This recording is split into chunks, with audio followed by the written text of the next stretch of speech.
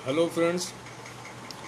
एक मेंबर का सवाल है कि जो हुक्म इम्तना स्टे ऑर्डर या इंजेक्शन ऑर्डर होता है, इसके हवाले से कि अगर किसी मैटर में किसी को स्टे चाहिए कोर्ट से तो उसका क्या प्रोसीजर है। और यानी ये हुक्म इम्तना के बारे में स्टे ऑर्डर के हवाले से थोड़ा सा ब्रीफली पूछा गया है।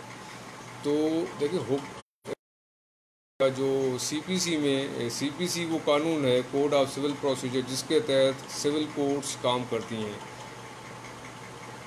इसी सीपीसी के अंदर एक प्रोविज़न है सूट फॉर परमानेंट इंजेक्शन। अब सूट फॉर परमानेंट इंजेक्शन का मकसद ये होता है कि आपको अगर सिर्फ और सिर्फ किसी के खिलाफ हुक्म इम्तना या स्टे ऑर्डर चाहिए तो उस हवाले से आप ये एक सिंपल सूट सिविल जज के पास, यानी ये सीनियर सिविल जज,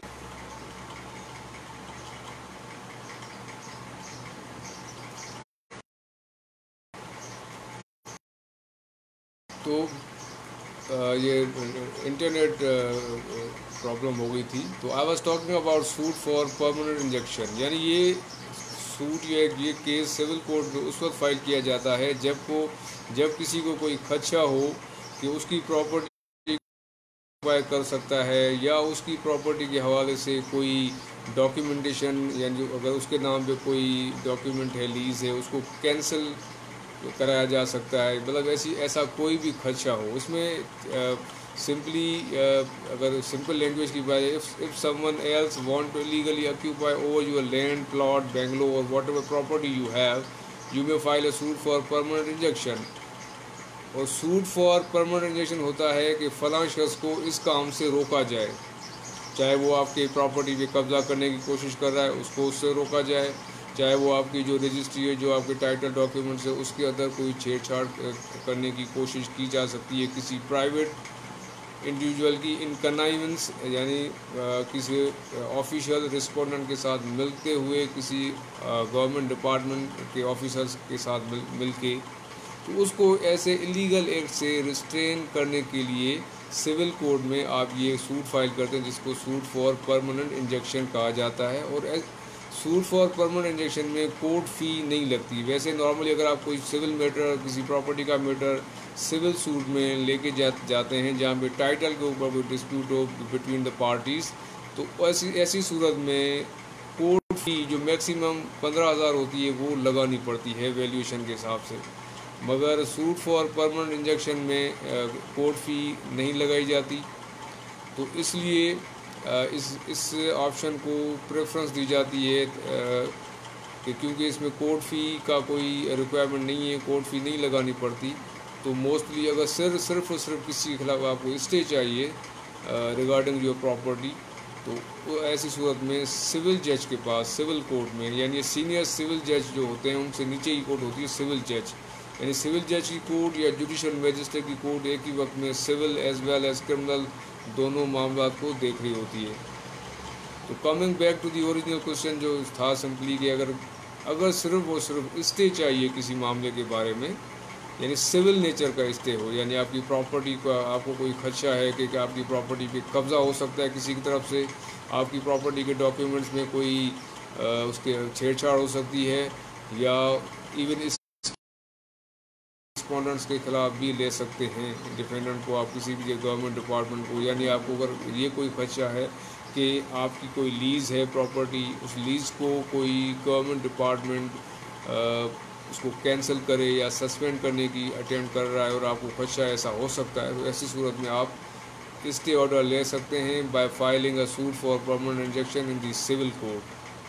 अब नॉर्मली जो हम सिविल सूट्स की बात करते हैं तो उसमें जैसे सिविल सूट फॉर डिक्लेरेशन होता है, सूट फॉर डिक्लेरेशन, यानी where there is a dispute between two parties, यानी दो दावेदार हैं, एक प्रॉपर्टी है, तो ऐसी सूरत में ये सिविल डिस्प्यूट है सिविल कोर्ट में जाता है सूट फॉर डिक्लेरेशन। और उसी सूट फॉर डिक्लेरेशन के अंदर एप्लीकेशन फॉर परमानेंट इंजेक्शन भी लगाई जाती है। ना सिर्फ ये कि ये डिक्लेरेशन दी जाए कि मैं इसका ओनर हूँ, बल्कि फ़लाँ शख्स को, फ़लाँ डिफेंडेंट को फॉर एवर रोका जाए, रिस्ट्रेन किया जाए किसी भी तरह के इलीगल एक्ट से।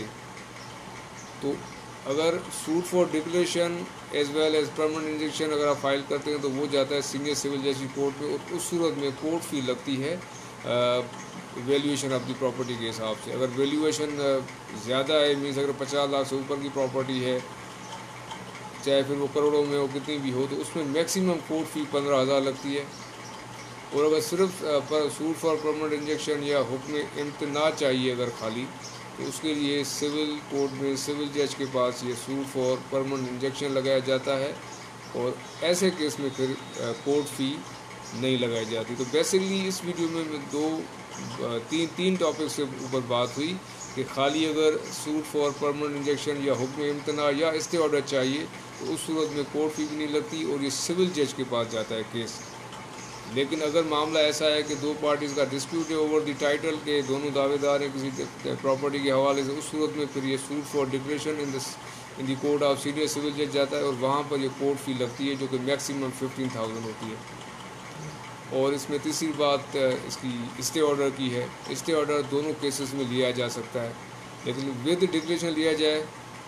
سلیم الدین، آپ ملاقات کرنا چاہتے ہیں تو آپ میرے آفس آ سکتے ہیں. میرا آفس صدر میں ہے، ہائی کورٹ بلڈنگ کے جسٹ اپوزٹ، جہاں پر یہ پاسپورٹ آفس ہے. پاسپورٹ آفس کے ساتھ یہ ایک بلڈنگ ہے الفاطمہ چیمبرس، وہاں پہ آپ میٹنگ کر سکتے ہیں. اور کانٹیکٹ کرنے کے لیے آپ میرے Facebook page advocate online پہ میرا کانٹیکٹ نمبر اویلیبل ہے، وہ وہاں سے نوٹ کر کے آپ کال بھی کر سکتے ہیں. Thank you.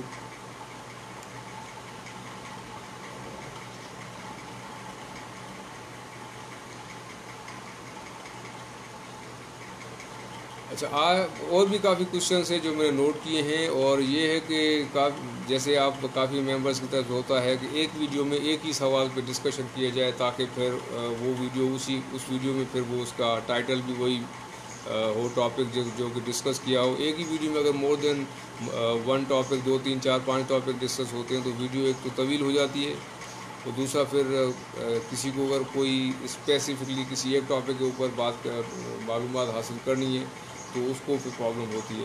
تو اس ویڈیو کو آئی اینڈ اٹ اوور ہیئر، اور پھر نیکسٹ ویڈیو میں پھر نیکسٹ ٹاپک ڈسکس کروں گا. سو آئی ول بی لائیو سون.